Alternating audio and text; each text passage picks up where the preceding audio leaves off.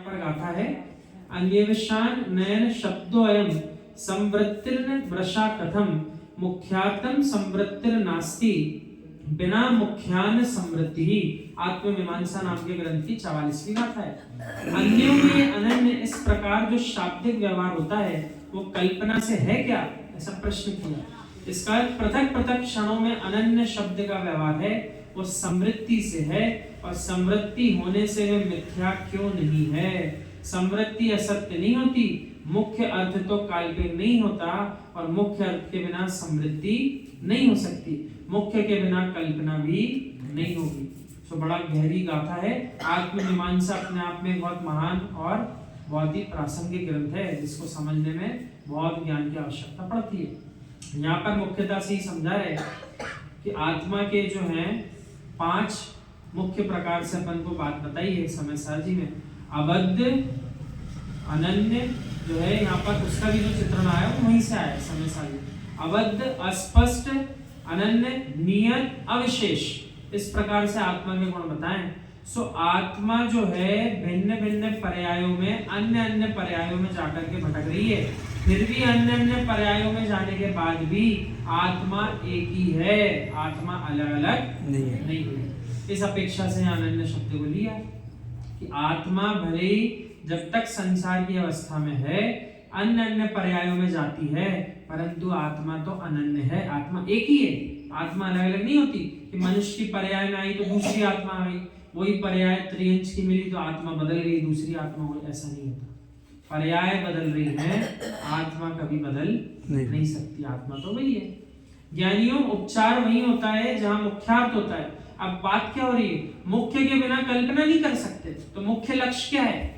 मुख्य लक्ष्य तो सिद्ध अवस्था है, उस लक्ष्य को रखे बिना अन्य किसी लक्ष्य की चर्चा हम कर नहीं सकते। ज्ञानी जीवों के लिए कथन चल रहा है। अज्ञानता में तो जीव क्या करता है, एक किसी वस्तु को पकड़ के उसका लक्ष्य बना करके अपनी पूरी पर्याय निकाल सकता है कि अमुक वस्तु की प्राप्ति करना है। माना कि उसने नियम ले लिया, हमको तो 3 करोड़ की कार चाहिए, एक उदाहरण है। अब वो पता चल रहा है जब तक वो उस द्रव्य को खरीद नहीं पा रहा, उसने अपनी पूरी पर्याय उस कार को लक्ष्य बना के निकाल दी, तो ये जीवन जीना कोई सार्थक हुआ क्या? और अंतिम समय में और तलब के चला गया, दुर्गति का भाजन हुआ। तो ऐसा कार्य अपन को नहीं करना। मुख्य लक्ष्य तो अब सिद्ध अवस्था है अपन सबका, उस मुख्य लक्ष्य पर सबको अपना ध्यान लगाना चाहिए। उस मुख्य लक्ष्य की प्राप्ति के लिए क्या क्या करना है, उसके लिए अपन को प्रयत्नशील होने की आवश्यकता बनती है। उपचार तभी होता है जब मुख्यार्थ होता है। अब उपचार यानी व्यवहार की चर्चा क्यों करी? क्योंकि किसी मुख्य लक्ष्य की प्राप्ति करना है तो व्यवहार की स्थिति से प्रारंभ करके उस अंतिम लक्ष्य तक पहुंचना है। अब ऐसा नहीं होता कि किसी जीव ने कोई अंतिम लक्ष्य बना लिया और सीधे बोले अब लक्ष्य की प्राप्ति करेंगे। अरे लक्ष्य की प्राप्ति तो करोगे, लक्ष्य तक पहुंचने के लिए कुछ व्यवस्था करना पड़ेगी कि नहीं करना पड़ेगी? उसी पुरुषार्थ का नाम जो है उसी को उपचार का है। और यूं कहे उपचार यानी व्यवहार, उपचार यानी व्यवहार, और जिस लक्ष्य की प्राप्ति करना है वो परम शुद्ध निश्चय है। तो उस व्यवहार से यात्रा प्रारंभ करके परम शुद्ध निश्चय में प्रवेश करना यहाँ मंगलाचरण है। मुख्यार्थ के बिना उपचार नहीं है, परंतु उपचार ही मुख्यार्थ नहीं होता है।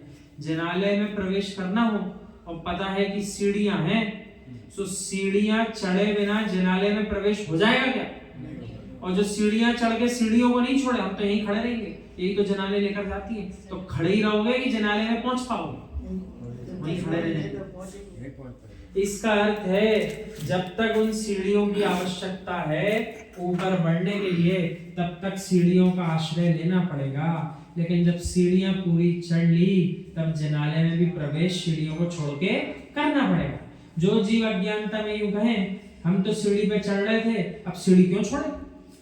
और जो यूं कह रहे हैं हमें तो मात्र जिनेन्द्र प्रभु के दर्शन करना है, हम सीढ़ी नहीं चढ़ेंगे, तो आप बताओ इन दोनों जीवों को जिनेन्द्र प्रभु के दर्शन हो जाएंगे क्या? ऐसा हमारा आपसे प्रश्न है। यदि नहीं होंगे तो उसी प्रकार से इसको यहाँ घटा लो।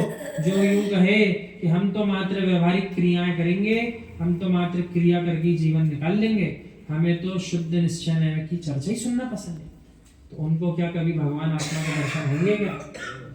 और जो जीव यूं कहे कि हम तो मात्र शुद्ध आत्मा का चिंतन करेंगे और सीधे चिंतन ही करेंगे, अध्ययन करेंगे, और हम कोई भी ऐसा शुभ कार्य करना ही नहीं चाहते, ये सब क्रिया है, तो ऐसे जीव को भी क्या कभी भगवान आत्मा के दर्शन हो पाएंगे? क्या नहीं हो पाएंगे। यानी कि दोनों नयों पर जीव को एक समान दृष्टि बना करके अपना लक्ष्य निर्धारित करना पड़ेगा, और ऐसा जीव जो दोनों नयों का आश्रय लेगा वो पक्का है मोक्ष जाएगा, लेकिन जो एक का आश्रय ले रहा है अभी उसका जाना पक्का नहीं हो पाया, उसको और मेहनत अभी करना पड़ेगी।